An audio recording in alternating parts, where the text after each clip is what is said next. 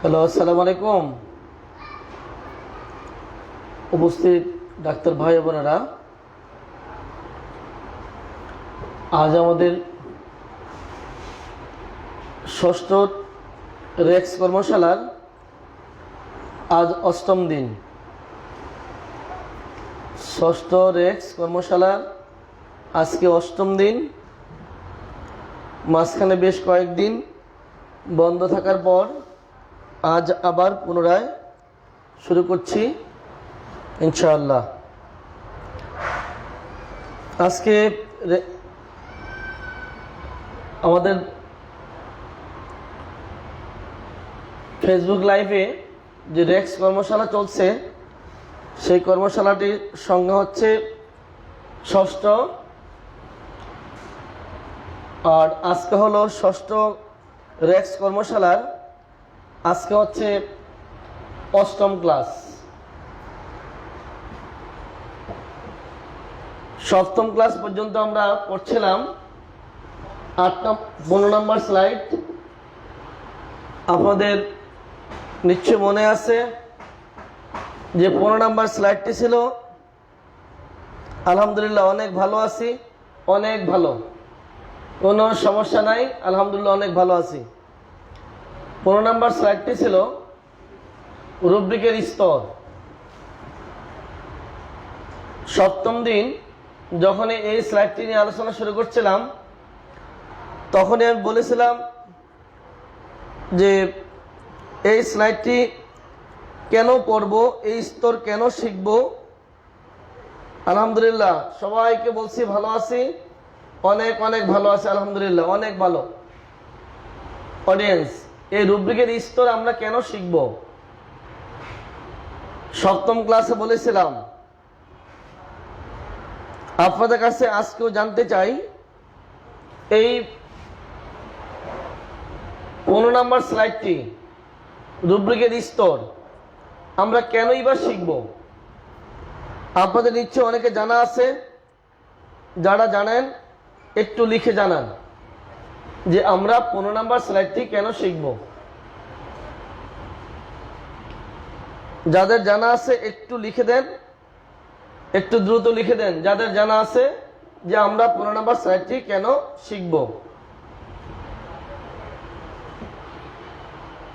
লিখেন।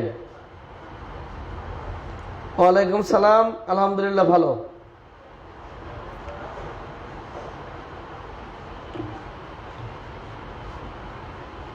সপ্তম ক্লাসে আমি বলেছিলাম যে এই 15 নাম্বার স্লাইডটি আমরা শিখব এই কারণে,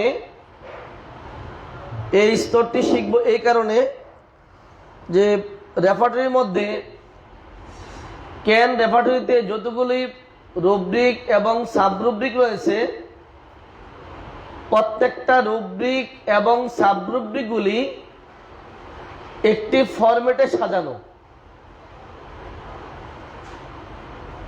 প্রত্যেকটি রুব্রিক, যে কটি রুব্রিক রয়েছে রেপার্টরির মধ্যে,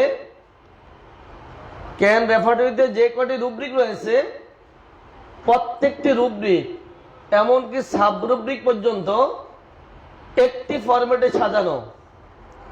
সেই ফরম্যাটটি হচ্ছে এই রুব্রিকের স্তর। সেই ফরম্যাটটি হলো এই রুব্রিকের স্তর। তাহলে সুবিধা কি?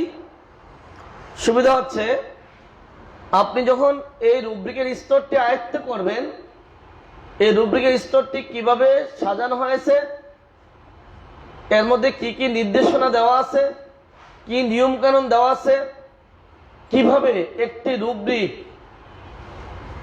এই যে প্রায় ৭৬,০০০ রুব্রিকের মধ্যে প্রত্যেকটি রুব্রিকেই যে নিয়মে, প্রত্যেকটি রুব্রিক একটি নিয়মে সাজানো, সেই নিয়মটি হচ্ছে এই রুব্রিকের স্তর।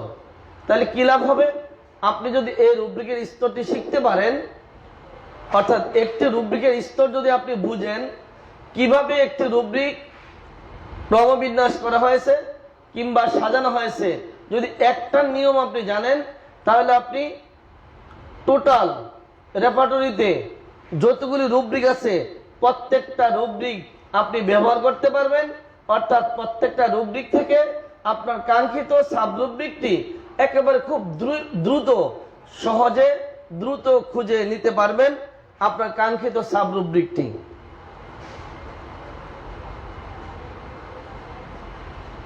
কতদিন আমাকে লাইভে দেখেন না, আমিও যে আপনাদেরকে কতদিন দেখি না।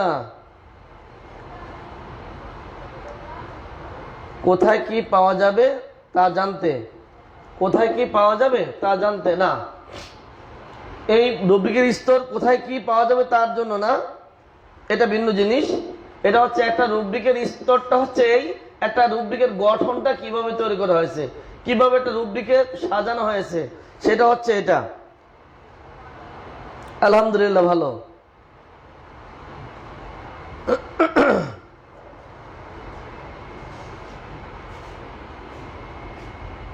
তাহলে আমরা আলাপ করছিলাম সপ্তম ক্লাসে যে রুব্রিকের স্তর নিয়ে। আমরা বলেছিলাম সেদিন বলেছিলাম, একটু ঘুরে দাও, সেদিন বলেছিলাম যে একটি রুব্রিককে আমরা প্রথমত দুই ভাগে ভাগ করব।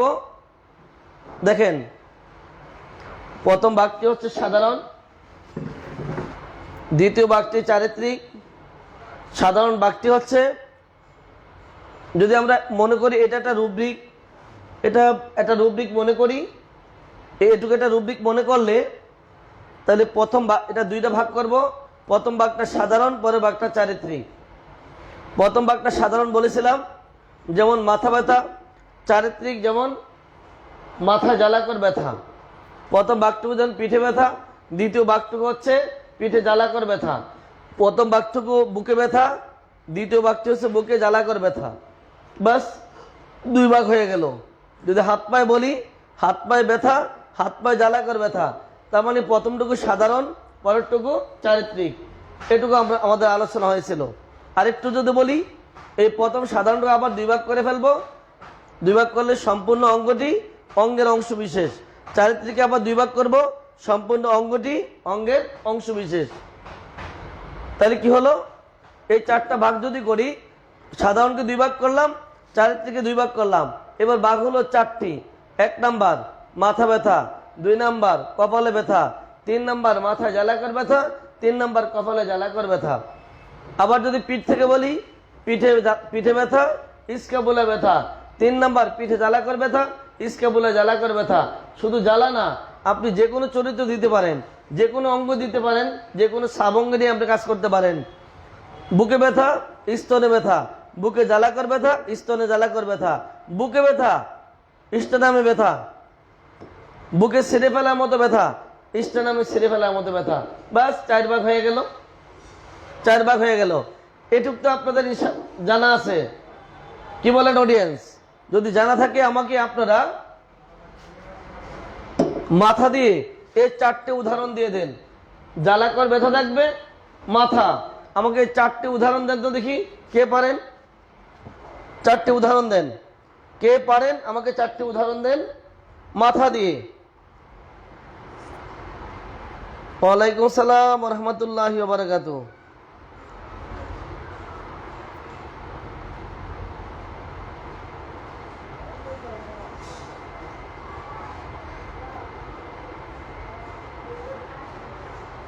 কোন দিকে ছড়ায়? আচ্ছা হবে না, এরপরে এই 4টে উদাহরণ আমাকে দেন তাড়াতাড়ি।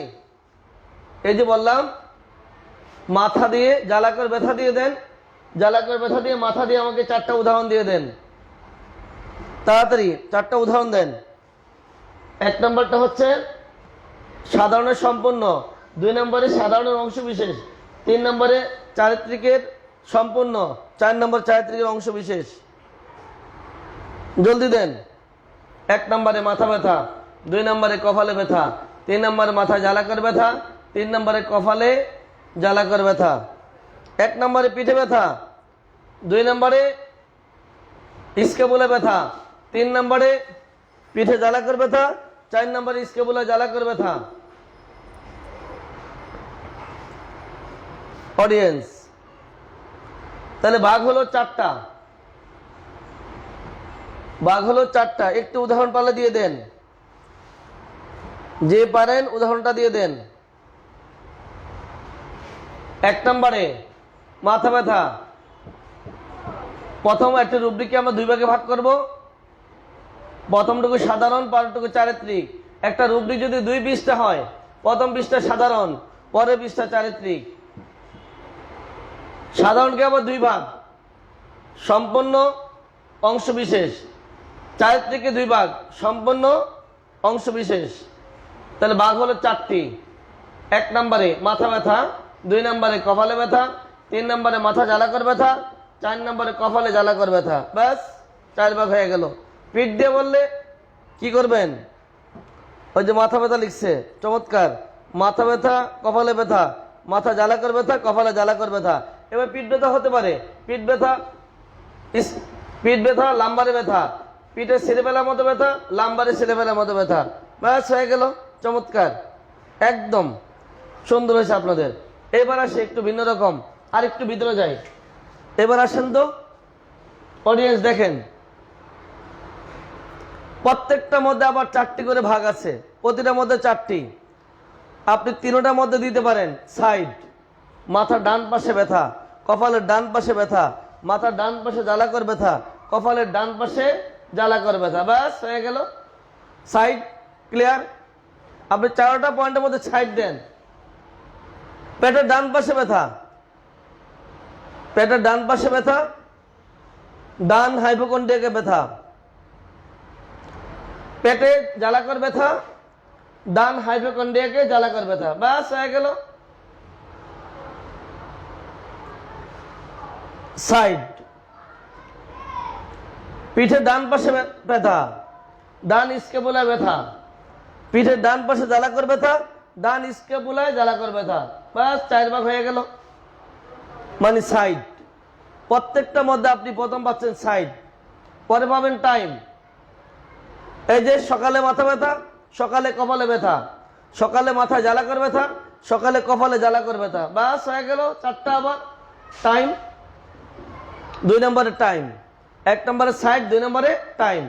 সাইডের মধ্যে আপনি 4টার মধ্যে সাইড বলতে হবে। মাথার ডান পাশে, কপালের ডান পাশে, মাথার ডান পাশে জ্বালাকর, কপালের ডান পাশে জ্বালাকর, কিংবা বাম পাশে জ্বালাকর। টাইমের মধ্যে কি? সকালবেলা পিঠে ব্যথা, সকালবেলা স্ক্যাপুলা ব্যথা, সকালবেলায় পিঠে জ্বালাকর ব্যথা, সকালবেলা পিঠে জ্বালাকর ব্যথা, সকালবেলায় স্ক্যাপুলা জ্বালাকর ব্যথা, সকালবেলা পিঠে ব্যথা, সকালবেলা স্ক্যাপুলা ব্যথা, সকালবেলা পিঠে জ্বালাকর ব্যথা, সকালবেলা স্ক্যাপুলা জ্বালাকর ব্যথা। তার মানে কি? সময় দেওয়া শেষ, সময়। এবার শর্ত, রোদ্রে গেলে মাথা ব্যথা, 2 নম্বর রোদ্রে গেলে কপালে ব্যথা, 3 নম্বর রোদ্রে গেলে মাথা জ্বালাকর ব্যথা, 4 নম্বর রোদ্রে গেলে কপালে জ্বালাকর ব্যথা। ব্যাস হয়ে গেল শর্ত। আবার বলছি কন্ডিশন, শুইলে মাথা ব্যথা, শুইলে কপালে ব্যথা, শুইলে মাথা জ্বালাকর ব্যথা, শুইলে কপালে জ্বালাকর ব্যথা।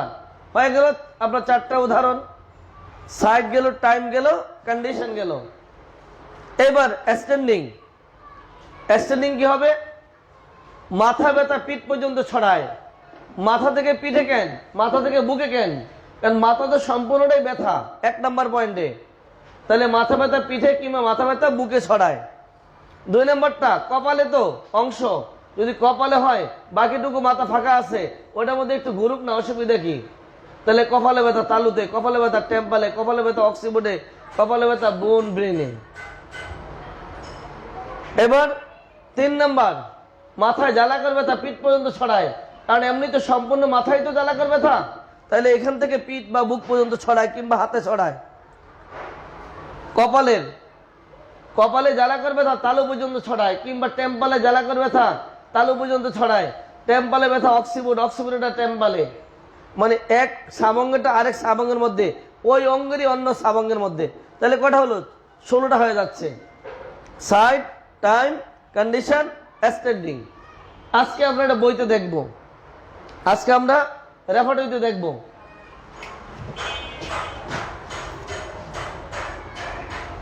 অডিয়েন্স, আমরা আজকে এই স্লাইডটি রেফারেটরির মধ্যে দেখব।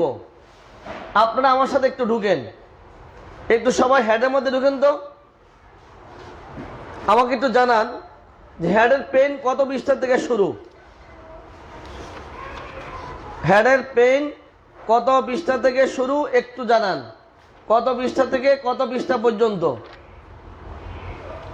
একটু লিখে দেন। হেডের পেন কত পৃষ্ঠায় শুরু, কত পৃষ্ঠায় শেষ, একটু লিখে দেন অডিয়েন্স। হেডের পেন কত পৃষ্ঠা থেকে শুরু, কত পৃষ্ঠায় শেষ, একটু লিখে দেন তাড়াতাড়ি। হেডের পেন কত পৃষ্ঠা থেকে শুরু, কত পৃষ্ঠায় শেষ,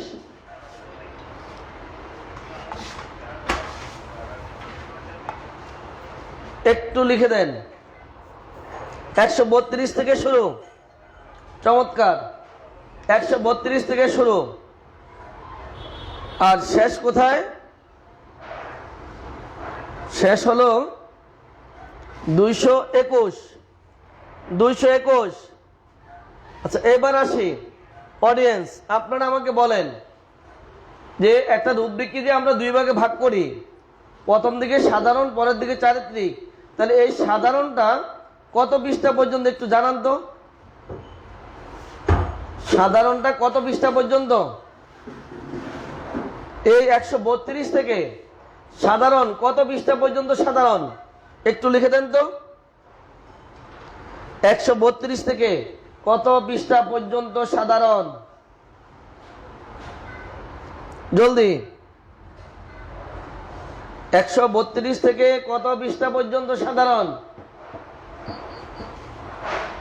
একটু হিসাব মিলিয়ে দেন। 132 থেকে 172-এর বাম কলাম পর্যন্ত সাধারণ। অডিয়েন্স, আমি যদি আপনাদের কাছে জানতে চাই, যদি আমি বলি আপনাদেরকে রোগীর মাথা ব্যথা, যদি বলি রোগীর মাথা ব্যথা, তাহলে আপনারা 132 থেকে 172-এর মধ্যে যেটুকু সাধারণ এর মধ্যে খুঁজবেন, না 173 থেকে বাকিটুকু যা আছে পেনের তার মধ্যে খুঁজবেন? একটু জানাতে পারেন কি?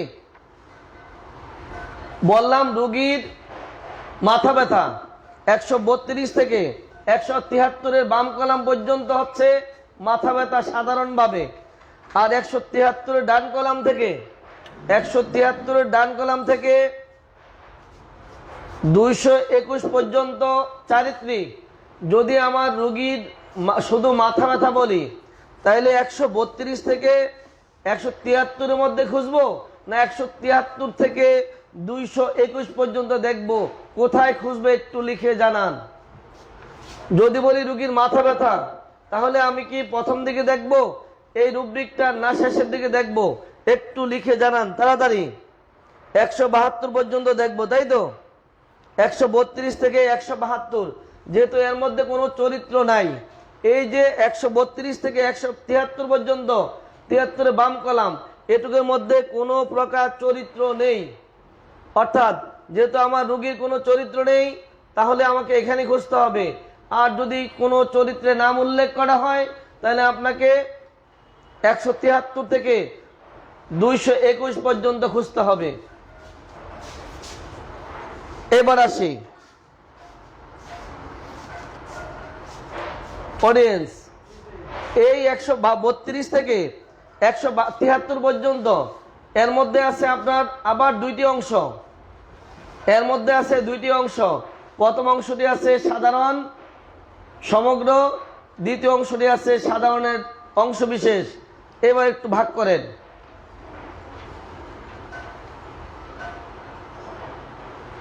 অডিয়েন্স, 132 থেকে 173 পর্যন্ত আবার দুই ভাগ করতে হবে। দুই ভাগটা কোথায়? 132 থেকে 152 পর্যন্ত দেখেন এর মধ্যে কোনো সাব অঙ্গের নাম আছে কিনা। 132 থেকে 152 পর্যন্ত এই স্ট্যান্ডিং এর পূর্ব পর্যন্ত এর মধ্যে কোনো সাব অঙ্গের নাম আছে কিনা একটু লিখে জানান। 132 থেকে 152 পর্যন্ত, 132 থেকে 152 পর্যন্ত, এই 132 থেকে 173 এটুকু হচ্ছে সাধারণ, সম্পূর্ণ সাধারণ। কিন্তু 132 থেকে 152 পর্যন্ত সাধারণের সম্পূর্ণ। কিন্তু যখনই বলা হবে 153 থেকে 173 পর্যন্ত এটুকু হচ্ছে সাধারণের অংশ বিশেষ। তাইলে আমার এই 132 থেকে 152 পর্যন্ত এই যেটুকু আছে এর মধ্যে কোনো সাব অঙ্গ নেই। তার মানে হচ্ছে যদি আপনি সম্পূর্ণ মাথার কিছু খুঁজতে চান তাহলে আপনাকে এই অংশের মধ্যে দেখতে হবে। আর যদি অংশ বিশেষ দেখতে চান 152 থেকে 53 থেকে 173 পর্যন্ত এর মধ্যে আপনি অংশ বিশেষ দেখতে হবে। এবার 173 পর থেকে 221 পর্যন্ত এর মধ্যে আছে চরিত্র। আর এই চরিত্রের মধ্যে আবার দুই ভাগ করে পাবেন আপনি। এই সবটাকে দুই ভাগ করা যাবে না। যেমনি করে প্রথমটা দুই ভাগ করতে পেরেছি, প্রথমটুকু সাধারণ সম্পন্ন, দ্বিতীয়টুকু সাধারণের অংশ বিশেষ। কিন্তু এই তৃতীয় পার্ট যেটুকু আছে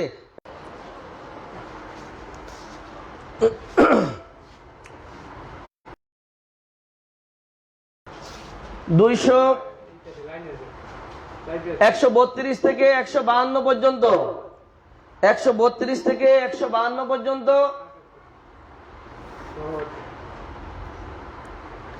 132 থেকে 152 এটুকু হচ্ছে সম্পূর্ণ অঙ্গে সাধারণ। আর 152 থেকে 173 পর্যন্ত, 173 পর্যন্ত এটুকু হচ্ছে সাধারণের অঙ্গের অংশ বিশেষ।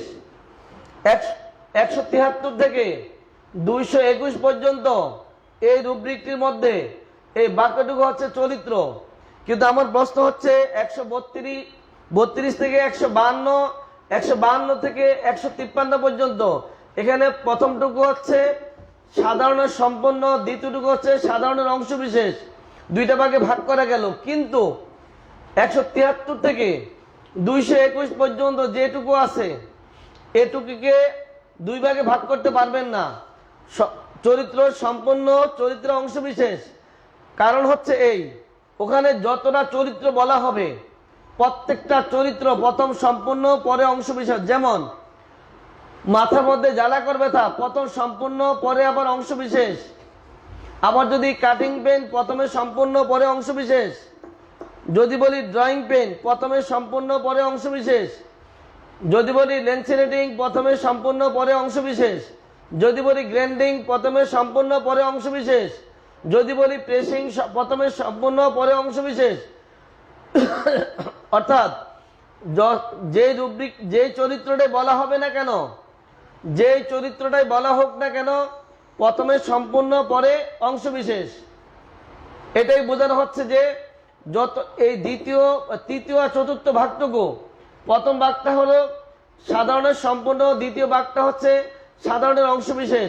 তৃতীয় আর চতুর্থ যে ভাগটা 173 থেকে 221 পর্যন্ত প্রত্যেকটা চরিত্র প্রথম সম্পূর্ণ তারপরে অংশ বিশেষ। যেমন মাথায় জ্বালাকর ব্যথা, বার্নিং এর মধ্যে ঢুকলে হেড পেন, বার্নিং গেল, এটা আলোচনা করার পরে সম্পূর্ণ মাথা আলোচনা করার পরে এবার চলে আসে বোন, ব্রেন, ফরহেড, অক্সিবোর্ড, টেম্পল, বার্ডেক্স।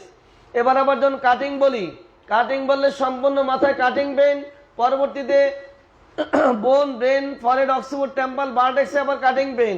আবার যখন ড্রয়িং বলি সম্পূর্ণ মাথায় ড্রয়িং, তারপর হচ্ছে বোন, ব্রেন, ফরহেড, অক্সিবোর্ড, টেম্পল, বার্ডেক্স। তার মানে হচ্ছে যতটা চরিত্র বলা হবে প্রথম সম্পূর্ণ তারপরে অংশ বিশেষ।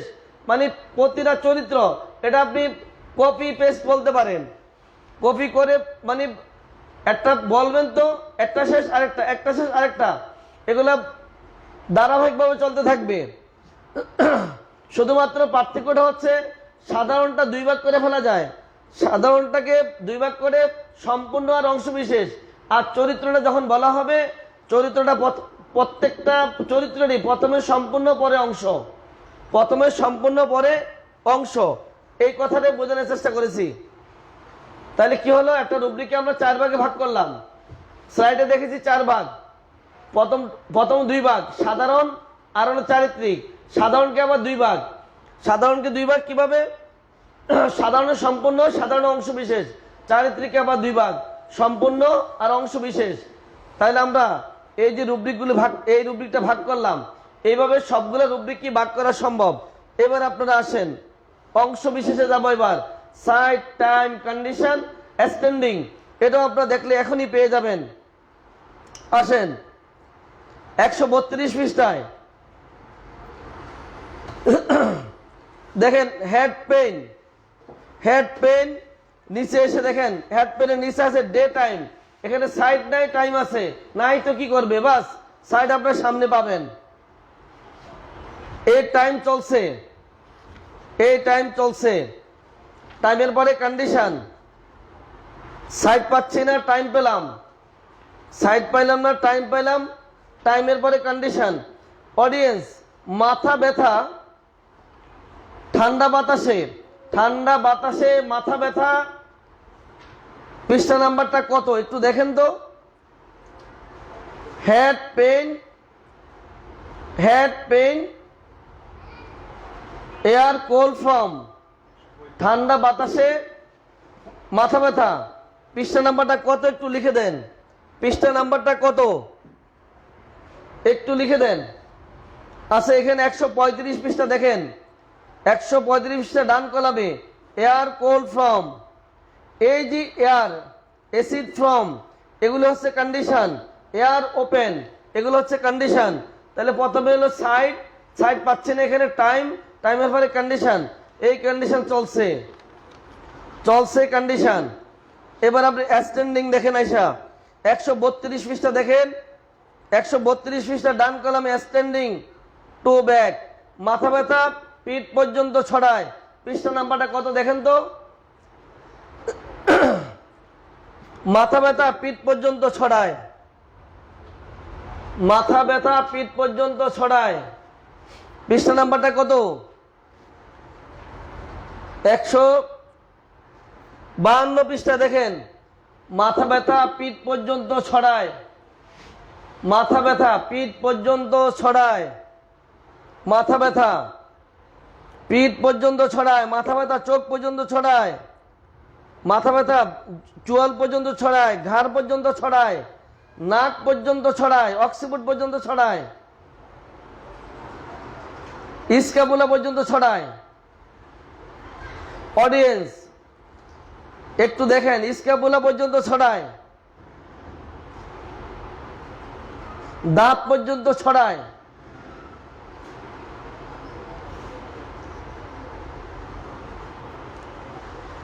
তাহলে একটা রুব্রিকের মধ্যে আমরা প্রথম পাবো 2 ভাগ, সাধারণ আর চারিত্রিক। সাধারণে 2 ভাগ, সম্পূর্ণ অংশ বিশেষ। চারিত্রিকে 2 ভাগ, সম্পূর্ণ অংশ বিশেষ। মোট 4টা। যেমন মাথা ব্যথা, কপালে ব্যথা, মাথা জ্বালাকর ব্যথা, কপালে জ্বালাকর ব্যথা। 4 ভাগ ক্লিয়ার। এবার প্রত্যেকটার মধ্যে পাবো 4টি করে। Side, time, condition, extending. Side, time, condition, extending. তাহলে এখানে পেলাম কটা আমরা? 4টা করে। তাহলে 4 4 16টি, 4 4 16। প্রত্যেকটার মধ্যে 4টি করে। মাথা ডান পাশে ব্যথা, সকালবেলায় মাথা ব্যথা, রোদ্রে গেলে মাথা ব্যথা, মাথা ব্যথা পিঠ পর্যন্ত ছড়ায়। কপালের ডান পাশে ব্যথা, সকালবেলায় কপালে ব্যথা, ক্ষুধা লাগলে কপালে ব্যথা, কপালে ব্যথা তালু পর্যন্ত ছড়ায়। গেল 8টি। এবার 9 নাম্বার, মাথার ডান পাশে জ্বালাকর ব্যথা, সকালবেলা মাথা জ্বালাকর ব্যথা, ক্ষুধা লাগলে মাথা জ্বালাকর ব্যথা, মাথার জ্বালাকর ব্যথা পিঠ পর্যন্ত ছড়ায়। এবার গেল 12টি, কপালের ডান পাশে জ্বালাকর ব্যথা, সকালবেলায় কপালে জ্বালাকর ব্যথা, ক্ষুধা লাগলে কপালে জ্বালাকর ব্যথা, কপালে জ্বালাকর ব্যথা তালু পর্যন্ত ছড়ায়। এ হলো মোট 16টি। ঠিক এইভাবেই একটি রুব্রিককে সাজানো হয়েছে। অডিয়েন্স, আপনাদের কাছে যদি আমি জানতে চাই যে এই মুহূর্তে আমি মাথা ব্যথার সাধারণ জানবো, কোনো চরিত্র নেই, তাহলে আমি রুব্রিকটির প্রথমে দেখব, এই ব্যথার প্রথমে দেখব না শেষে দেখব? যদি আমি শুধুমাত্র রুব্রিকটির সাধারণভাবে পেন দেখতে চাই, সাধারণ মাথা ব্যথা, তাইলে আমি পেনের কি প্রথম দিকে দেখবো না শেষের দিকে দেখবো? একটু লিখে তাড়াতাড়ি জানান। যদি বলি মাথা ব্যথা, বললাম মাথা ব্যথা, তাহলে আমি রুব্রিকটির প্রথম দিকে দেখবো না শেষের দিকে দেখবো? একটু লিখে জানান তাড়াতাড়ি। নিশ্চয়ই আপনারা লিখবেন প্রথম দিকে জানবো, ওকে। আর যদি বলি চরিত্র, তাহলে আমি খুঁজবো সেই রুব্রিকটা শেষের দিকে। কিন্তু যদি সেই রুব্রিকটির চরিত্রটি যদি এ বি সি দিয়ে হয়, তাহলে রুব্রিকটির মাঝামাঝি থেকে আমাকে খুঁজতে হবে। আর যদি রুব্রিকটি যদি চরিত্র যদি এক্স ওয়াই জেড দিয়ে হয়, তাহলে আমাকে যেতে হবে সেই রুব্রিকের শেষের দিকে, পেইনের শেষের দিকে খুঁজতে হবে। তাহলে আপনারা যেটি জানলেন যে একটি রুব্রিককে আমরা 16টি স্তরে সাজানো দেখতে পেলাম, 16টি স্তর। এটি আবার পরবর্তীতে আগামী দিন আবার চেষ্টা করব এটা নিয়ে আলাপ করার জন্য। অডিয়েন্স, আপনাদের কাছে একটি জিনিস আমি জানতে চাচ্ছিলাম, এই যদি কোনো ডাক্তার রোগীলিপি করতে চান শ্বাসকষ্টের উপরে, যদি কোনো ডাক্তার শ্বাসকষ্টের উপরে কোনো রোগীলিপি করতে চান, তাহলে একজন ডাক্তার যদি রেসপিরেশনের মধ্যে ঢুকে বা রেসপিরেশন ঢুকে ওখান থেকে যদি ডিফিকাল্ট মানে শ্বাসকষ্ট, এই শ্বাসকষ্টের সাব রুব্রিকটি যদি ভালোভাবে জানেন, তাহলে সেই ডাক্তার কি ভালো রোগীলিপি করতে পারবেন কিনা একটু লিখে জানান। যদি কোনো ডাক্তার রোগীর শ্বাসকষ্ট নিয়ে রোগীলিপি করবেন, আর যদি সেই ডাক্তার রেফাটরিতে রেসপিরেশনের মধ্যে ডিফিকাল্ট শ্বাসকষ্টের যে রুব্রিকটি আছে, সেই রুব্রিকটি যদি ভালো করে পড়ে নেন, তাহলে সেই ডাক্তারের শ্বাসকষ্টের উপরে রোগীলিপি করা সহজ হবে না কঠিন হবে? একটু লিখে জানান। যদি কোনো ডাক্তার কোনো রোগীর রোগীলিপি করবেন, শ্বাসকষ্টের রোগীলিপি করবেন, আর তিনি যদি রেসপিরেশনের ডিফিকাল্ট যে সব রুব্রিকটি আছে, শ্বাসকষ্টের যে রুব্রিকটি, সেটি যদি ভালোভাবে পড়া থাকে ওনার, তাহলে শ্বাসকষ্টের রোগীর রোগীলিপি করা সহজ হবে কিনা একটু জানতে চাই। একটু লিখে জানান সহজ হবে কিনা। যদি সহজ হয়, এবার যদি বলি কোনো ডাক্তার যদি কোনো রোগীর ডায়রিয়া রোগীলিপি করতে চান, তাহলে উনি যদি ডায়রিয়া রুব্রিকটি ভালোভাবে দেখে নেন, ডায়রিয়া সাব রুব্রিকগুলি যদি ভালোভাবে দেখে নেন, তাহলে তার জন্য ডায়রিয়া রোগীলিপি করা সহজ। তেমনি করে যদি কোনো ডাক্তার বমির রোগীলিপি করতে চান, তাহলে তিনি যদি বমির সাব রুব্রিকগুলো দেখে নেন ভালোভাবে, তাহলে বমির রোগীলিপি করা তার জন্য সহজ হবে। আপনি যেটাই বলেন না কেন, রোগীর যেই সমস্যা নিয়ে আপনার কাছে আসুক, আর যদি সেই রুব্রিকটি যদি আপনার ভালোভাবে আয়ত্ত করা থাকে, ভালোভাবে পড়া থাকে, তাহলে সেই রোগীর রোগীলিপিটি করা আপনার জন্য অনেক সহজ হবে। এটাই স্বাভাবিক। আপনারা কি বলেন একটু লিখেন তো। যদি কোনো ডাক্তার কোনো রোগীর রোগীলিপি করেন, আর যেই রুব্রিকটির উপর রোগীলিপি করবেন, রোগীর যেই সমস্যাটির উপর রোগীলিপি করবেন, কারণ আমাদের এই পৃথিবীতে কোনো রোগীর চিকিৎসা করা হয় না, চিকিৎসা হয় রোগীর। আমরা কখনো ডায়রিয়ার ওষুধ দেই না, আমরা ওষুধ দেই পায়খানার রংটা কি, আমরা ওষুধ দেই পায়খানার গন্ধটা কেমন, আমরা ওষুধ দেই কি খেয়ে ডায়রিয়া, আমরা ওষুধ দেই কখন পায়খানাটা বেশি হচ্ছে, পায়খানা পরে পরে পায়খানার রংটা আবার পরিবর্তন হয়ে যাচ্ছে কিনা, পায়খানার সাথে কি কি যাচ্ছে। আমরা কোনো ডায়রিয়া ট্রিটমেন্ট দিচ্ছি না, যেহেতু আমরা ট্রিটমেন্ট দিচ্ছি ডায়রিয়ায় আক্রান্ত রোগীর যে লক্ষণগুলা দিচ্ছে আমাদেরকে, সে পানি খাচ্ছে কি খাচ্ছে না, পানি বেশি খাচ্ছে না কম খাচ্ছে, সাথে বমি হচ্ছে কি হচ্ছে না, পায়খানা করার পূর্বে পেট ব্যথা হচ্ছে কি হচ্ছে না, পায়খানা করলে তার কেমন লাগে, দৌড়াতে পারছে, দুর্বল হয়ে যাচ্ছে কিন্তু দুর্বল হচ্ছে না। আমরা ওষুধ দিচ্ছি ডায়রিয়ার নয়, আমরা ওষুধ দেই রোগী যে কষ্ট পাচ্ছে, যে কষ্টগুলি, সেই কষ্টের আলোকে তার লক্ষণের ট্রিটমেন্ট দিচ্ছি, আমরা রোগীর ওষুধ দিচ্ছি। আমরা রোগের ওষুধ দিচ্ছি না। যদি আমরা রোগীর ওষুধ দিই, তাহলে আপনি যদি সেই ডায়রিয়া সাব রুব্রিকগুলি ভালোভাবে জানেন, বমির সাব রুব্রিকটি ভালোভাবে জানেন, শ্বাসকষ্টের সাব রুব্রিকটি ভালোভাবে জানেন, অ্যাজমার সাব রুব্রিকটি ভালোভাবে জানেন, কাশির সাব রুব্রিকগুলি যদি ভালোভাবে জানেন, তাহলে আপনার রোগীলিপিটি করা সহজ হবে কিনা একটু জানতে চাই। অডিয়েন্স, হোমিওপ্যাথিতে কোনো রোগের চিকিৎসা হচ্ছে না, রোগীর চিকিৎসা হচ্ছে। যেহেতু রোগীর চিকিৎসা হচ্ছে, সেহেতু আমরা কোনো ডায়রিয়া ট্রিটমেন্ট দিচ্ছি না, আমরা কোনো লিকুরিয়া ট্রিটমেন্ট দিচ্ছি না, আমরা ডিসপোনিয়া ট্রিটমেন্ট দিচ্ছি না, কিন্তু আমরা ট্রিটমেন্ট দিচ্ছি তার মধ্যে যে সাব রুব্রিকগুলি আছে, রোগীর যে কষ্টগুলি কেন দেখা দিচ্ছে, কেন কিভাবে হ্রাস বৃদ্ধি হচ্ছে, কি কারণে তৈরি হচ্ছে, কি তার সাথে সম্পর্কিত লক্ষণ কি আছে, তার মধ্যে মানসিক লক্ষণ কি কি পরিবর্তন হচ্ছে, আমরা এগুলো ট্রিটমেন্ট দিচ্ছি। অডিয়েন্স, যেহেতু আমরা রোগীর ট্রিটমেন্ট দিচ্ছি না, সেহেতু আমাদের সাব রুব্রিকটি ভালোভাবে জানতে হবে, এটাই তো আমাদের কথা। ওকে, এবার আসি একটু ভিন্ন দিকে।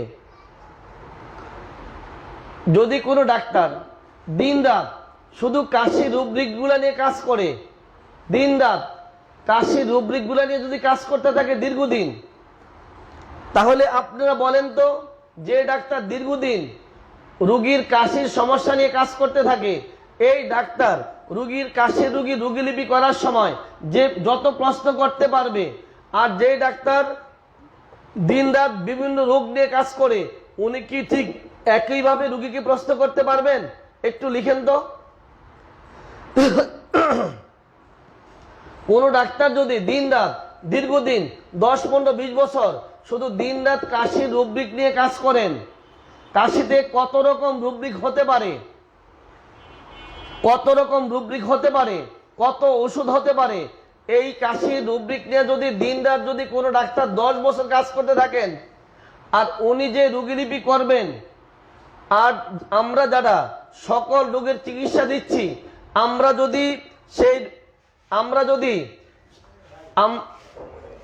যদি যারা সকল রোগের ট্রিটমেন্ট দিচ্ছি, যে কোনো রোগীর ট্রিটমেন্ট দিচ্ছি, আমরা যে রোগীলিপি করব, আর যিনি দিন রাত শুধুমাত্র কাশি নিয়ে বসে থাকেন, দিন রাত কাশি রুব্রিক নিয়ে কাজ করেন, ওনারটা আর আমাদেরটা কি একই রকম রোগীলিপি হবে কিনা একটু জানতে চাই।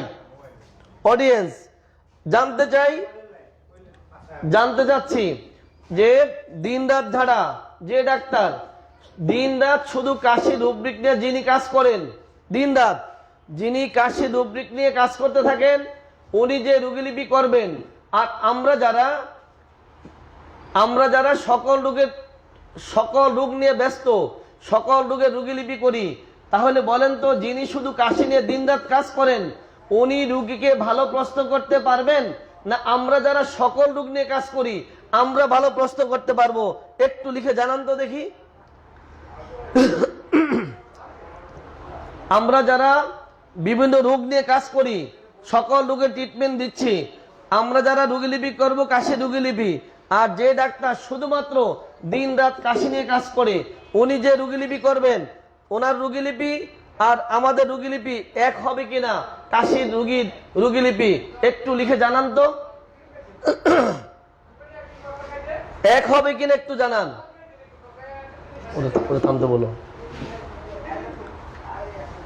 একটু লিখে জানান এক হবে কিনা। অডিয়েন্স, গতকালের কথায় আসি। গতকাল সকাল থেকে রাত 11টা পর্যন্ত যে সকল রোগী দেখেছি, তার মধ্যে প্রায় 20 জন রোগী ছিল জটিল, 20 জন রোগী ছিল জটিল। প্রত্যেক রোগীর হাতে ইনভেস্টিগেশন ফাইল, কারো ভেগে হৃদরোগের ফাইল, কারো সাথে লিভারের ফাইল, কারোটা নিউরো ফাইল, কারোটা গ্যাস্ট্রো ফাইল,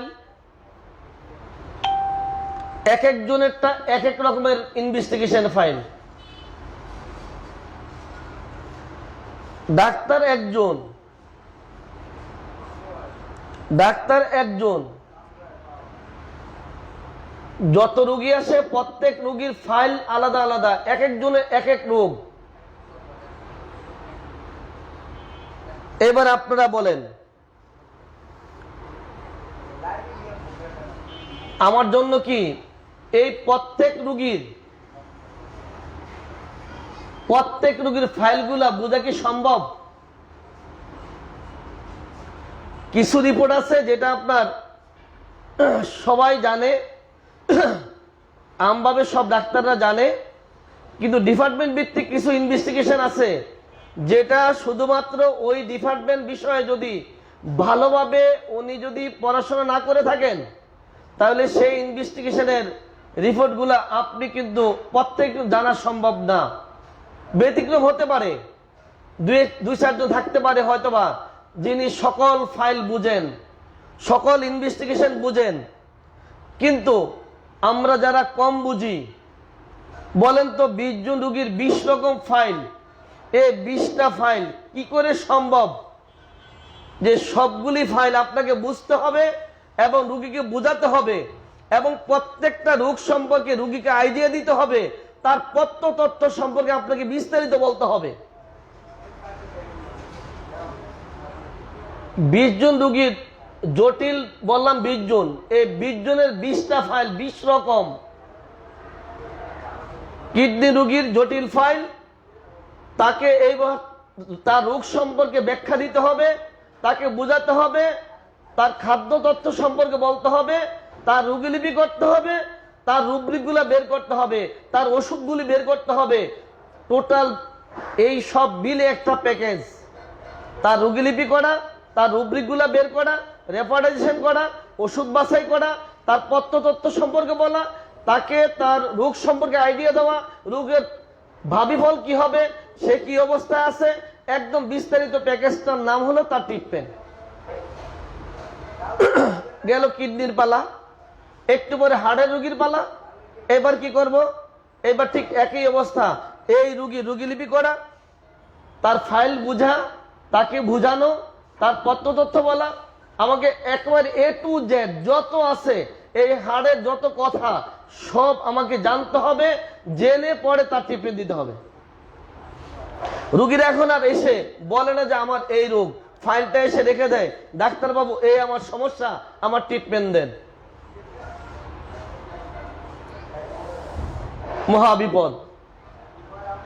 মহাবিপদ। আপনাদের কাছে কেমন লাগে আমি জানি না। আপনার এরকম প্রেক্ষাপটে পড়লে আপনারা কি করবেন জানি না। আমি কিছুই করতে পারছি না, শুধু তাকিয়ে থাকি, কি করব শুধু ভাবি।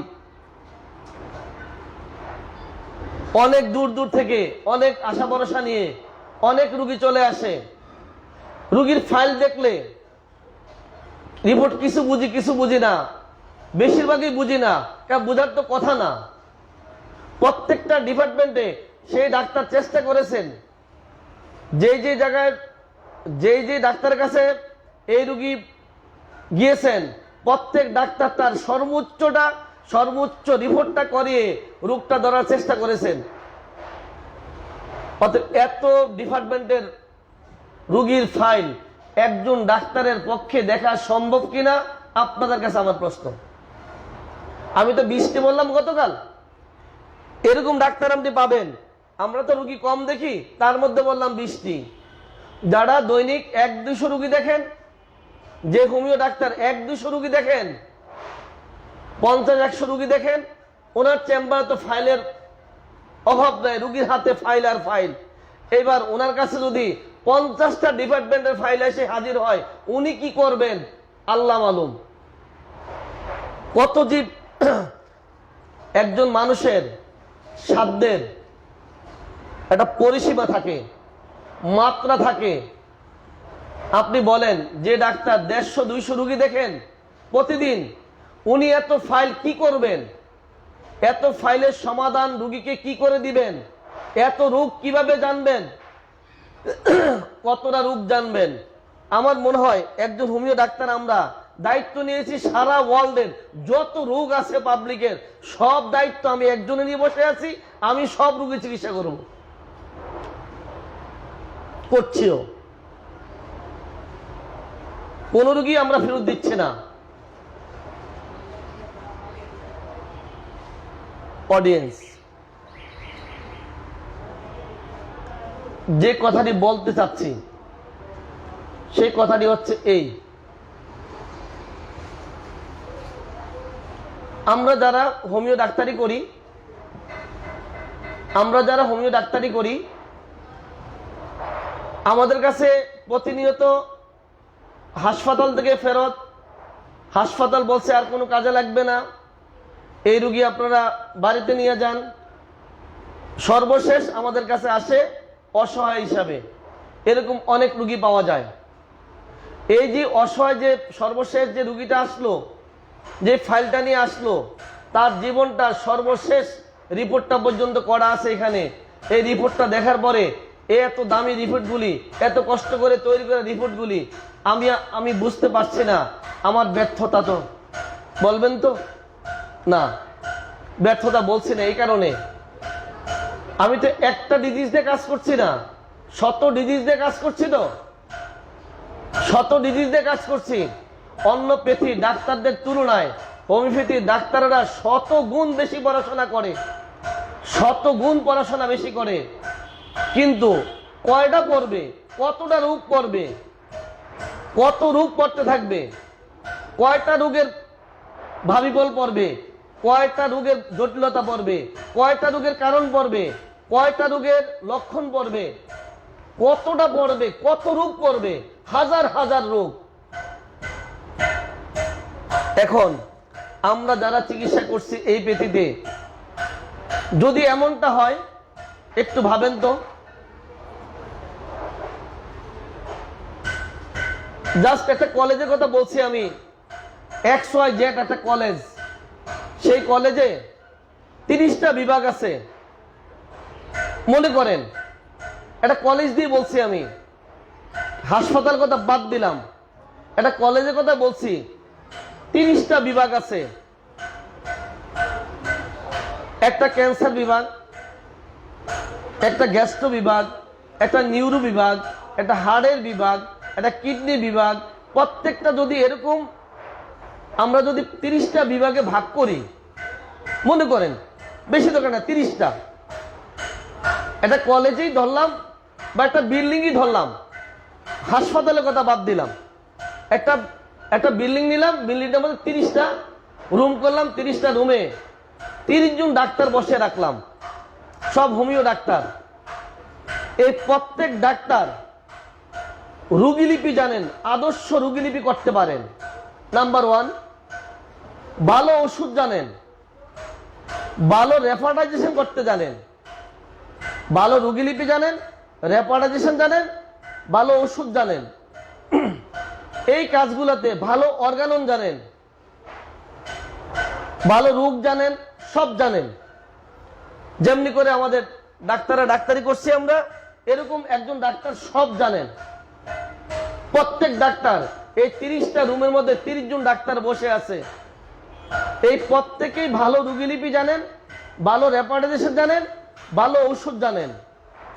শুধু একটা কাজ শুধু ব্যতিক্রম, সেটা হচ্ছে এই 30টা ডিপার্টমেন্টে যে 30 জন ডাক্তার বসে আছে, এই 30 জন ডাক্তার 30টা ডিপার্টমেন্টের রোগ সম্পর্কে ওনারা 30 জন 30 রকম ভাবে 30 জন 30টা সেক্টরে ভালো জানেন।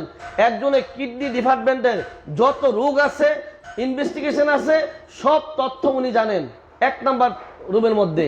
2 নাম্বার রুমে যিনি আছেন, উনি হার্টের যত রোগ আছে, হার্টের যত ইনভেস্টিগেশন আছে, উনি সব জানেন। পরের জন গ্যাস্ট্রো, পরের জন নিউরো, ঠিক এইভাবে আরেকজন গাইনি। এই ধাপে ধাপে 30টা ডিপার্টমেন্টে 30 জন ডাক্তার বসে আছেন। প্রত্যেকে ভালো রোগীলিপি জানে, ভালো ঔষধ জানে, ভালো রেফার্টাইজেশন করতে পারেন। কিন্তু পাশাপাশি প্রত্যেকে এক একটা ডিপার্টমেন্টের ইনভেস্টিগেশন, ডিজিজ, রোগীর তথ্য, ওই ডিপার্টমেন্ট ভিত্তিক যত রোগের যত ব্যবস্থাপনা, ওই ব্যাপারে শুধু ওনারা একটু ভালো জানেন। এবার কি হবে, রোগী আসলো, রুগী এসে যখন হাসপাতালে ঢুকলো, ঢুকার যখন আপনার সেই বিল্ডিং এ আসলো কিংবা হাসপাতাল বাদেই দিলাম, আপনার সেই চেম্বারে আসলো, আসার পরে দেখলেন ভাই আপনার সমস্যা কি? ডাক্তার সাহেব আমার হার্টের সমস্যা। তাইলে আপনি এক নম্বর রুমে চলে যান, ওখানে আমাদের হার্টের ডাক্তার আছে। ওনার কাছে যাওয়ার পরে উনি সব কাগজপত্র সব দেখলেন, দেখে রুগীর রোগ সম্পর্কে আইডিয়া নিলেন, রোগ সম্পর্কে শুনলেন, রোগ সম্পর্কে সব শুনে রুগীকে তার রোগ বুঝালেন, তার রিপোর্ট গুলা বুঝালেন। বুঝানোর পরে এবার বলতেছে আপনার ট্রিটমেন্ট আমাদের কাছে আছে, তবে আপনার রোগের অবস্থা এরকম আছে, এই অবস্থায় আপনি আছেন, আপনার ট্রিটমেন্ট চলবে, তবে ধৈর্য ধরতে হবে, এই অবস্থা বুঝিয়ে দিলেন। তবে আরেকটা টেস্ট করতে হবে, এই টেস্ট আপনি করিয়ে নিন। তখন রুগী ভাববে যে ডাক্তার কিন্তু ভালোভাবে জানেন, যেহেতু উনি হার্টের ডাক্তার, হোমিওপ্যাথি হার্টের ডাক্তার, উনি ভালো সব জানেন। ঠিকই, উনি আসলে সব জানেন। অনেক জায়গায় গেলাম, ডাক্তার রিপোর্টটা ধরেও দেখে না, উনি নিশ্চয়ই হার্টের ডাক্তার। এবার আপনি রুগীলিপি করতে যেয়ে তথ্য সংগ্রহ শুরু করলেন, রুগীর মানসিক আঘাত থেকে হার্টের সমস্যা দেখা দিছে, আপনি ইগনিশিয়া খাওয়ান, আপনি নেটটা মিউট দেন, অসুবিধা নাই। ওই যে পরে দিয়ে আঘাত লাগছে বুকের মধ্যে, আপনি বেলিস্পার দিবেন, রুটা দিবেন, আর্নিকা দিবেন, হাইফেন দেন, অসুবিধা নাই। কিন্তু আপনার ট্রিটমেন্ট আপনি করেন। এই ডাক্তার তার সার্বধায়িক লক্ষণের আলোকে ওই বংশগত যত দরকার, পূর্ব রোগের ইতিহাস বলেন, মায়াজম বলেন, যত তথ্য সব নিবে, বর্তমান কারণ বলেন, আর যা বলেন সবকিছু তথ্য নেওয়ার পরে ডাক্তার ওষুধ তাকে যা খুশি তা দিবেন। শুধু একটা কাজ করবেন, ওই ডাক্তার, এই হোমিওপ্যাথি বিশেষজ্ঞ ডাক্তার, উনি শুধু রুগী ইনভেস্টিগেশন রিপোর্টগুলো দেখে রুগীকে বুঝিয়ে দিবেন আপনার রোগের এই গতি, আপনার রুগী এই দিকে যাবে, আপনার এই সমস্যা, আপনার এই সমস্যা ভবিষ্যতে ফিল করতে হবে। রুগীকে শুধু এটুকু বুঝিয়ে দেওয়া তার দায়িত্ব। আরেক রুগী ঢুকলো হাসপাতালে, আরেক রুগী ঢুকলো, সেই রুগী হচ্ছে আপনার নিউরো রুগী কিংবা গ্যাস্ট্রো রুগী কিংবা ক্যান্সারের রুগী। সেই রুগী ঢুকার পরে আপনার সমস্যা কি ভাই? ভাই আমার তো কিডনির সমস্যা। আরেকজন, আপনার কিডনির সমস্যা, আপনি 1 নম্বর রুমে যান। ওখানে যাওয়ার পরে ওই ডিপার্টমেন্টের ডাক্তার এই কিডনির সব রোগ সম্পর্কে তার আইডিয়া আছে। এবার রিপোর্ট দেখার পরে আপনার এই রিপোর্ট, এটা অনেক আগে ভালো ছিলেন এখন খারাপ হচ্ছে, কিংবা আগে খারাপ ছিলেন এখন একটু ভালো হচ্ছে, আপনার আরো এই রিপোর্টটা করা দরকার।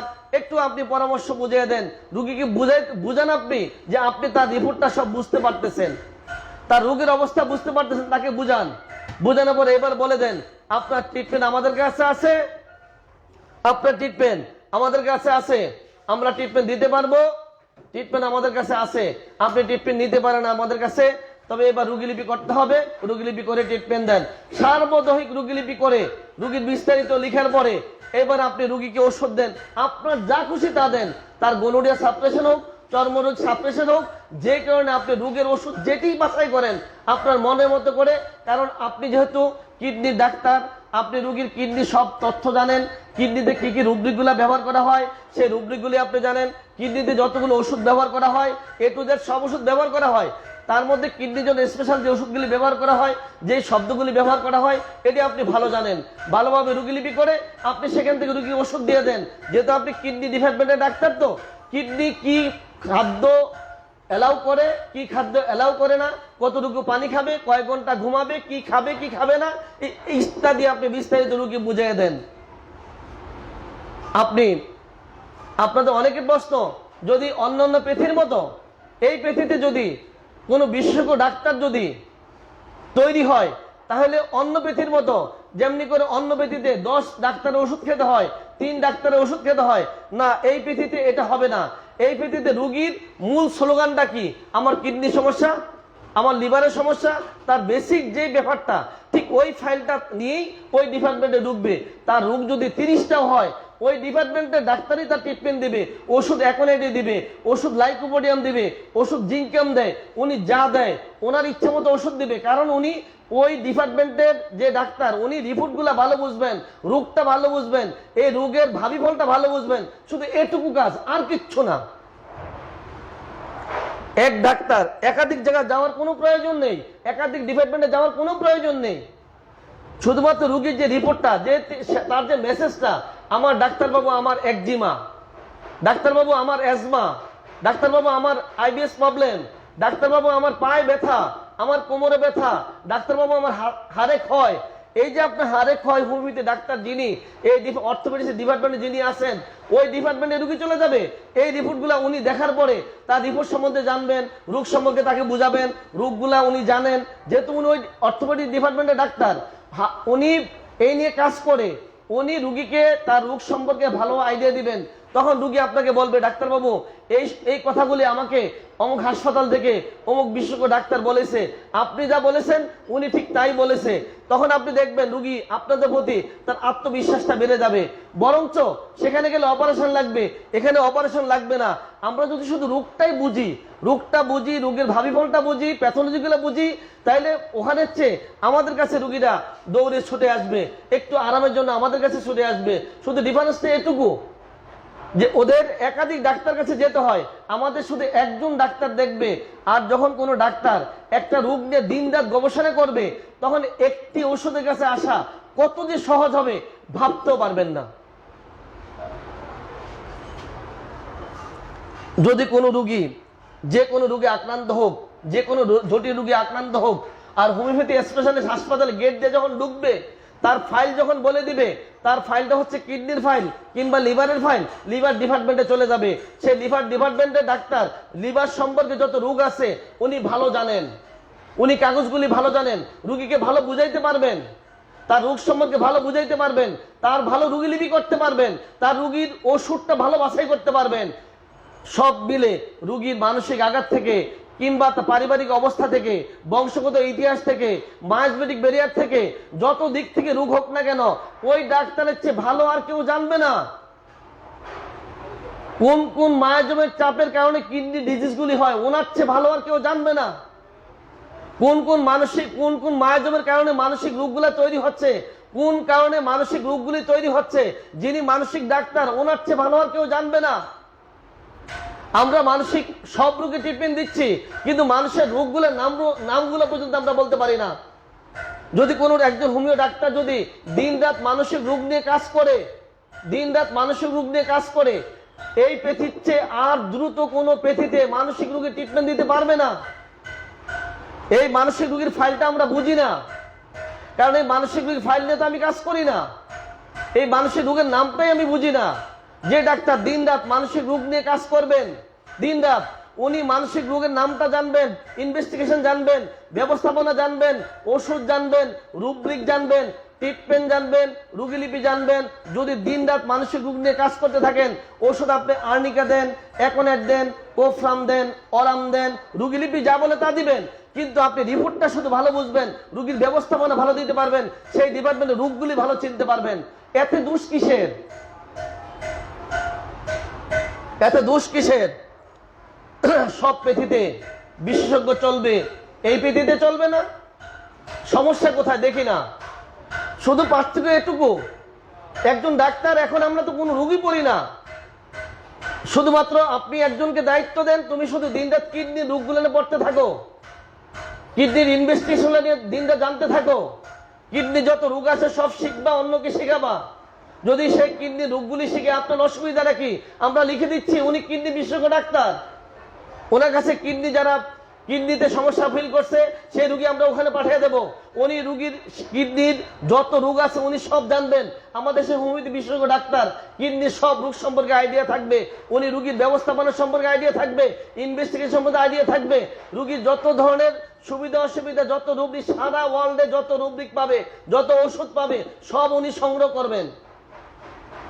আমার মনে হয় আমরা যেভাবে এখন ট্রিটমেন্ট দিচ্ছি, এই হজবরল অবস্থাতে যদি এইভাবে যদি ভাগ করে নিয়ে আলাদা করে স্পেশালাইজ ডাক্তার তৈরি করা যায়, আমার মনে হয় না কোনো দিক থেকে এই পৃথিবীর উন্নতি এগিয়ে যাবে কি উন্নতি কম হবে, অথবা এই পৃথিবীর ন্যূনতম আদর্শিক দিক থেকে ন্যূনতম ক্ষতি হবে, এটা আমার মনে হয় না।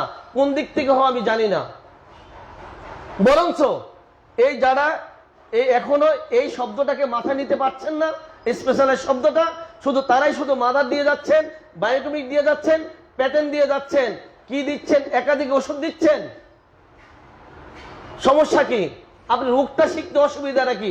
একজন ডাক্তার ভালো কিডনির ডিজিজ জানেন, আমরা বলবো তাকে কিডনি স্পেশালিস্ট, উনি ওষুধ দিবে, এক অসুবিধা কি? ওষুধ যেটা আছে ওইটাই দিবে। শুধু উনি কিডনি রোগগুলি ভালো জানে, প্যাথোলজিটা ভালো জানে, তাহলে আমরা কিডনি এক্সারসাইজ বলবো, তাতে সমস্যাটা কি? বুঝি না। আজকে এই কথা বলার কারণ ছিল একটি, গত কয়েকদিন লাইভে আসতে পারি না, এর ফাঁকে একটা পোস্ট দিলাম গতকাল যে স্পেশালাইজ আমরা যে কাজগুলো করে যাচ্ছি, 21টা ডিপার্টমেন্টে কাজ করে যাচ্ছি, আমার SSRB ডাক্তাররা কাজ করছে 21টি ডিপার্টমেন্টে। ঠিক এটার আলোকেই কালকে একটি লেখা দিলাম আইডিতে, স্পেশালাইজ বা বিশেষজ্ঞ ডাক্তার এই পৃথিবীতে কেন দরকার, এই নিয়ে। তার মধ্যে নেগেটিভ পজিটিভ অনেক কথাই আসছে, কিন্তু যারাই নেগেটিভ লিখছেন আপনাদেরকে আমি বলছি একটি কথা, আপনাদের একটি ভুল ধারণা হচ্ছে এই যে যদি স্পেশালাইজ যদি তৈরি হয় হোমিওপ্যাথিতে, তাহলে একজন রুগী একাধিক ডাক্তার কাছে যাবে, রুগীর কিডনির সমস্যা, রুগীর পাশাপাশি চর্মের সমস্যা, ওনার পাশাপাশি হার্টের সমস্যা, তাহলে 3 ডাক্তার কাছে দৌড়াবে না, এটা কখনই হবে না। এই 3টার মধ্যে রুগী যেটা বেশি কষ্ট পাচ্ছে এমন ফাইল নিয়ে একজন ডাক্তার কাছে যাবেন, যার কাছে যাবেন হার্টের ডাক্তার কাছে যাবেন, উনি হার্ট বোঝেন, চর্ম বোঝেন, সবই বোঝেন, তবে হার্টের ফাইলটা ভালো বোঝেন। উনি রুগীলিপি করার পরে ওনার যেটা ওষুধ আসে ঠিক ওইটাই উনি ওষুধ ব্যবহার করবেন। কিডনির সমস্যা রুগীর, কিডনির ফাইল নিয়ে ডাক্তার কাছে যাবেন, উনি যেটা মনে করবেন রুগীর জন্য ওই মুহূর্তে প্রযোজ্য ওই ওষুধটা দিবেন। শুধু পার্থক্যটা হচ্ছে উনি ওই ফাইলটা ভালোভাবে জানেন, ওই ফাইলের ওই রুগীর যে রোগগুলি হয়, ওই রুগীদের যে সমস্যাগুলি হয়, যে কষ্টগুলি হয়, সেই কষ্ট সম্পর্কে ডাক্তার সাহেব ওয়াকিবহাল, এটুকু পার্থক্য, আর তো কিছু না। তখন যখন ডাক্তার রোগীর রোগ সম্পর্কে আইডিয়া থাকবেন, ভালো রোগীলিপি করতে পারবেন, সেই রোগ সম্পর্কে রুব্রিকগুলো দ্রুত বের করতে পারবেন। একটি ওষুধ বের করা অনেক সহজ হবে, একটি মাত্র ওষুধ বের করা একজন ডাক্তারের জন্য একেবারে ইজি হয়ে যাবে। একটু ভাবেন, প্রত্যেকে একটু ভাবেন, আমাদের ভাবার সময় শেষ হয়ে যাচ্ছে, প্রত্যেক ব্যক্তি দ্রুত সামনে আগাচ্ছে, আমরা কোন দিকে যাচ্ছি বুঝছি না, শুধু আমাদের একটু ভুলের জন্য, অল্প একটু ভুলের জন্য। হ্যাঁ, যদি বিশেষজ্ঞ চালু হয়ে যায় তাহলে রুগীরা 3 জায়গায় দৌড়াবে, 5 জায়গায় দৌড়াবে। আমরা এখন প্রেসক্রিপশন দিচ্ছি না কেন? যতই মাথায় পিরাচ্ছেন প্রেসক্রিপশন দিচ্ছেন একটা কারণে, আমি যা দিচ্ছি ওষুধ এত ঠিক নাও হতে পারে। যখন একজন ডাক্তার একটি রোগ নিয়ে ভালোভাবে কাজ করবেন তখন উনি প্রেসক্রিপশন দিতে ভয় পাবেন না। রোগের নামটাই তো লিখতে পারছি না, কি জটিল রোগের নাম, বিটখেটে রোগের নাম, আমি তো এই রোগ নিয়ে কাজ করি না। যখন কোনো ডাক্তার এই কিডনি রোগ নিয়ে কাজ করবেন, লিভারের রোগ নিয়ে কাজ করবেন, হার্টের রোগ নিয়ে যখন কাজ করতে থাকবেন, একটা যদি ডিপার্টমেন্টে কাজ করতে থাকেন তখন সেই ডিপার্টমেন্টের রোগ সম্পর্কে ভালো আইডিয়া হয়ে যাবে, সেখানে কলম চালাইতে মজা হবে, অনেক মজা হবে। আজকে অনেক কথা হয়ে গেল, অনেকদিন পর আসলাম রেফারেটরি পড়াবো, তা নয় অন্য গল্প হয়ে গেল। অডিয়েন্স, এতক্ষণ আমি যা বললাম, এই যে স্পেশালাইজড হাসপাতাল অথবা বিশেষজ্ঞ চিকিৎসক এই পৃথিবীতে, এই কথাটা একেবারে সহজ কথা।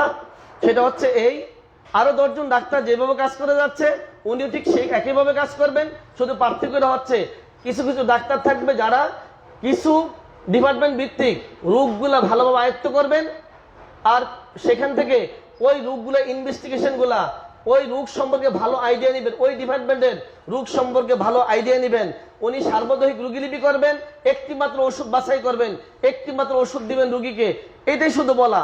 এই কথা কতটুকু বুঝেছেন জানি না, আরেকদিন সুযোগ পেলে এই নিয়ে আলাপ করবো। বুঝেছেন কিনা একটু লিখেন, তাড়াতাড়ি লিখেন। যদি যারা বুঝেন নাই তাও লিখেন, অসুবিধা নাই। যার বুঝতে সমস্যা আমি পাল্টা লিখে দেওয়ার চেষ্টা করব, কিংবা পরবর্তী আরেকদিন সুযোগ পেলে আলাপ করব ইনশাআল্লাহ। এতক্ষণ যা বললাম যে হোমিওপ্যাথিতে বিশেষজ্ঞ ডাক্তার, স্পেশালাইজড হাসপাতাল কতটুকু প্রয়োজন দেখেন। এই যে মেডিকেল অফিসারগুলো নিয়োগ দিচ্ছে আমাদের, কয়েকদিন পরে একটা হাসপাতাল যখন একজন করে মেডিকেল অফিসার নিয়োগ দেওয়া হয়ে যাবে, পরবর্তীতে আমরা কি করব? আর কোনো জায়গা থাকবে না। কি করবেন? প্রত্যেকটা হাসপাতালে একজন করে মেডিকেল অফিসার নিয়োগ দিবেন একটা রুমের মধ্যে, শেষ। আর যদি প্রত্যেকটা ডিপার্টমেন্ট ভিত্তিক একজন করে স্পেশালাইজড বিশেষজ্ঞ ডাক্তার যদি প্রতিটা ডিপার্টমেন্টে দেওয়ার পারমিশন যদি গভর্নমেন্টের কাছ থেকে নেওয়া যায়, আমরা যদি ডাক্তার তৈরি করতে পারি, প্রতিটা ডিপার্টমেন্টে যদি একজন করে ডাক্তার যদি নিয়োগ দেওয়া যায় বিশেষজ্ঞ ডাক্তার, তাহলে ভাবতে পারেন সারা দেশে কত হাজার ডাক্তার প্রয়োজন হবে। এই যে আমাদের এত বেচারার ডাক্তার যারা বের হচ্ছে, তারা এখন কি করবে, কি করছে বলতে পারেন কি? এরা কি অবস্থায় আছে? এই পৃথিবীতে যারা ব্যাচেলার করছে, ব্যাচেলার করে এই ছেলেগুলো কি করতেছে বলতে পারবেন কেউ? কি কাজ করছে ওরা এখন, কি করতেছে বলতে পারবেন? তাদের সাথে যারা এমবিবিএস কোর্স করে ওরা চাকরি করছে, ইঞ্জিনিয়ারিং করে চাকরি করছে, যারা ব্যাচেলার কমপ্লিট করে কোনো চাকরি পাচ্ছে না, ওরা কি করছে? যদি এদেরকে যদি স্পেশালাইজড কোর্স যদি কমপ্লিট করে এক একজনকে এক একটা বিষয়ের উপরে যদি স্পেশালাইজড তৈরি করে, বিশেষজ্ঞ তৈরি করে গভর্নমেন্টের কাছে আমরা চাইতেই পারি। আর যদি আমরা নিজেদের চেম্বারে যদি আমরা সফলতা দেখাইতে পারি, আলাদা আলাদা করে কিডনির উপরে একজন ডাক্তার কাজ করছে, হার্টের উপরে কাজ করছে, লিভারের উপরে কাজ করছে, ক্যান্সারের উপরে কাজ করছে, গবেষণা হচ্ছে, এই যদি আমরা যদি ফলাফল দেখাতে পারি, সরকার চাবে যে অল্পতে কাজ করার জন্য। ওই অন্য ব্যক্তিতে অনেক পয়সা খরচ হয়, আমাদের ব্যক্তিতে অল্প পয়সা খরচ হবে, শুধু আমাদের দেখানোটা বাকি। যদি আমরা এইভাবে আলাদা করে স্পেশালাইজ ডাক্তার তৈরি করে, স্পেশাল ডাক্তার তৈরি করে, যদি বিশেষজ্ঞ ডাক্তার তৈরি করে আমরা যদি সাজিয়ে তৈরি করতে পারি, দেখাইতে পারি, গভর্নমেন্ট আমাদের প্রত্যেকটা ডিপার্টমেন্টে নিয়োগ দিয়ে দিবেন, অবশ্যই দিবেন। কারণ যদি অল্পতে সারা যায় তাহলে এত টাকা খরচ করে কে? যে কাজ অন্য পৃথিবীতে করতে সময় লাগে, অন্য পৃথিবীতে হাজার হাজার টাকা লাগবে, আমাদের এই পৃথিবীতে যদি 1 টাকা 2 টাকা খরচ করে সেটা করা সম্ভব হয়, তাহলে গভর্নমেন্ট আমাদেরকে খুঁজবে। শুধু একটুই কাজ, আমাদের যারা ব্যাচেলার পাস করে যারা বসে আছে কিংবা ডিপ্লোমা করে যারা ভালো মেধা আছে, তাদেরকে যদি আমরা যদি বিভিন্ন রোগের উপরে তৈরি করতে পারি, কোনো বিভাগ ভিত্তিক যদি এদেরকে স্পেশাল ভাবে তৈরি করতে পারি, তাহলে আমরা গভর্নমেন্টের কাছে চাইতেই পারি প্রত্যেকটা ডিপার্টমেন্টে আমাদের একজন বিশেষজ্ঞ ডাক্তার ওখানে নিয়োগ দিয়ে দেন। তাহলে আমাদের এই ব্যাচেলার যারা বসে আছে তারা আর ঘুরবে না, তারা হতাশ হবে না। তাদের সাথে একটু কথা বলে দেখেন ওরা কি অবস্থায় আছে, একটু আলাপ করেন ওরা কি অবস্থায় আছে, একটু দেখেন। আজকে আর নয়, আবার সুযোগ পেলে আরেকদিন আলাপ করব। এই আজকের এই যে পেশাল যা পারলাম, বুঝেছেন কিনা জানি না, বুঝে থাকলে একটু হাই হলে দেন, চলে যাচ্ছি ইনশাল্লাহ। আবার কালকে রাত 9:30 দেখা হবে, রুগীরা বসে আছে, রুগী দেখতে হবে। এতক্ষণ যা বললাম বুঝে থাকলে লেখেন, হ্যাঁ বা না, না বুঝলেও লেখেন কি বুঝলেন। শুধু একটাই কথা, একটাই পার্থক্য, সেটা হচ্ছে আমাদের রুগী, আমাদের কাছে রুগীরা যারা আসবে বিশেষজ্ঞ ডাক্তার কাছে, ওই ডাক্তার রুগীর যত সমস্যা আছে সব শুনে উনিই ওষুধ দিবেন, অন্য কারো কাছে যেতে হবে না। ওই একজনই শুধু দেখবেন, একটাই ওষুধ নির্বাচন করবেন। শুধু পার্থক্যটা হচ্ছে উনি ওই রুগীর রোগটা ভালো বুঝেন, ইনভেস্টিগেশনটা ভালো বুঝেন, রুগীর ব্যবস্থাপত্র ভালো দিতে পারবেন, প্রেসক্রিপশনটা লিখতে পারবেন। এই হলো পার্থক্য, আর কিচ্ছু না, ব্যাস। আর রুগীর মনে কনফিডেন্স, আমি একজন যার কাছে আসছি উনি আমার হার্ট বিশেষজ্ঞ ডাক্তার, উনি লিভার বিশেষজ্ঞ, কিডনি বিশেষজ্ঞ, রুগীরা এখন বিশেষজ্ঞ ডাক্তার খোঁজে। ডাক্তার সাহেবরা রুগীরা এখন বিশেষজ্ঞ ডাক্তার খোঁজে, আর সাধারণ ডাক্তার কাছে যেতে রাজি না। এই ডাক্তার কি এই রোগী বিশেষজ্ঞ? একটু দেখেন না কি মজা আছে এর মধ্যে, একটু অপেক্ষা করেন, দেখেন সবাই মিলে চেষ্টা করলে ইনশাল্লাহ আমরা সকলে মিলে সেই স্বাদ গ্রহণ করতে পারবো, এই হোমিওপ্যাথির স্বাদ। ভালো থাকেন, আসসালামু আলাইকুম ওয়া রাহমাতুল্লাহি ওয়া বারাকাতুহু।